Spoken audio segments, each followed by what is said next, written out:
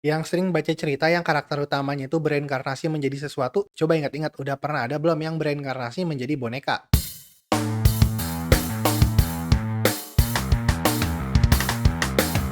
Cerita dimulai dari Ralph, seorang penyihir yang sedang bertarung melawan Raja Iblis. Mereka sama-sama kuat, namun akhirnya Ralph terkena serangan Raja Iblis. Tapi di detik-detik terakhir, Ralph menyegel Raja Iblis. Ralph bertujuan untuk bereinkarnasi ke tubuh baru dan membunuh Raja Iblis yang sudah tersegel. Ralph pun pingsan, lalu dia terbangun melihat anak kecil. Dia kaget karena ternyata dia malah bereinkarnasi jadi boneka. Dia nggak bisa gerak dan ngomong. Tapi pas anak kecil itu megang Ralph, mananya anak itu mengalir ke Ralph. Ngebuat Ralph bisa ngomong dan bergerak pakai sihir. Anak itu bernama Tiana. Tiana pun langsung ngasih tahu ayah dan ibunya. Ayah dan ibunya malah senang. Ayahnya langsung cerita 300 tahun yang lalu Raja Iblis berhasil dikalahkan sama penyihir terkuat bernama Ralph. Terus ayahnya bilang nama Ralph udah dikenal di seluruh negeri. Ayahnya pun ngasih lihat kotanya yang sekarang. Di mana kota yang dia tempatin sekarang adalah kota yang dibuat khusus untuk ngerayain keberhasilan Ralph nyelamatin umat manusia. Nah, itu chapter 1 dari manga Shinjo Saikyo no Daikenja Tensei Saki ga Nuigurumi Demo Saikyo Deshita. Kalau dalam bahasa Indonesianya, kurang lebih artinya penyihir terkuat dalam sejarah bereinkarnasi menjadi boneka terkuat. Manga ini masih baru. Pas gue buat video ini baru adanya 3 chapter aja.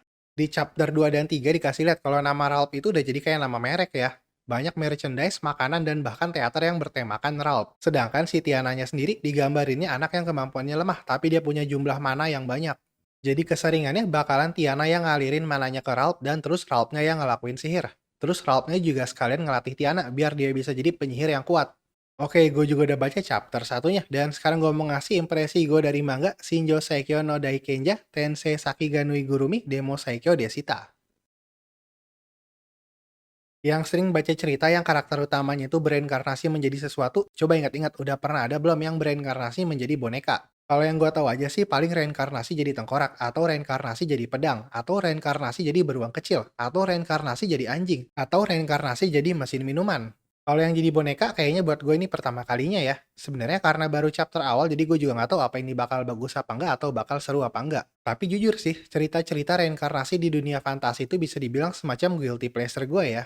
Jadi walaupun semua orang nggak suka, buat gue masih tetap menghibur. Manga ini juga begitu. Buat gue manga ini lucu sih. Yang bikin uniknya, menurut gue di dunianya itu nama Ralph udah jadi kayak nama brand terkenal. Jadi lucu aja gue ngebayangin pahlawan di negeri itu yang udah mati tapi namanya diabadikan jadi merek dagang. Gue udah sempat baca chapter 1 sampai 3 dan mungkin yang gue nggak terlalu tertarik itu dari drama politiknya ya. Bukannya jelek sih tapi belum kelihatan aja serunya di mana gitu. Ya mungkin wajar sih karena ini baru chapter awal-awal, tapi gue sebenarnya lebih tertarik sama cerita perkembangannya karakter Tiana. Soalnya kan udah dibilang Tiana punya mana yang besar, jadi gue penasaran aja bakal jadi squad apa Tiana dilatih sama Ralph. Terus Tiana kan mau masuk sekolah sihir. Dan karena kepala sekolah di sekolah sihir itu adalah mantan muridnya Ralph, jadi gue penasaran juga bakal jadi kayak gimana nanti pas Ralph ketemu sama mantan muridnya itu.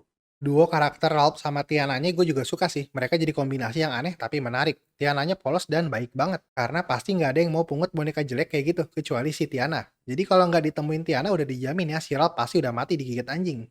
Kalau dari gambarnya buat gue sih biasa aja, nggak ada yang spesial. Tapi masih enak juga sih buat dibaca. Desain karakternya pun begitu. Gue ngerasa desain karakternya biasa aja.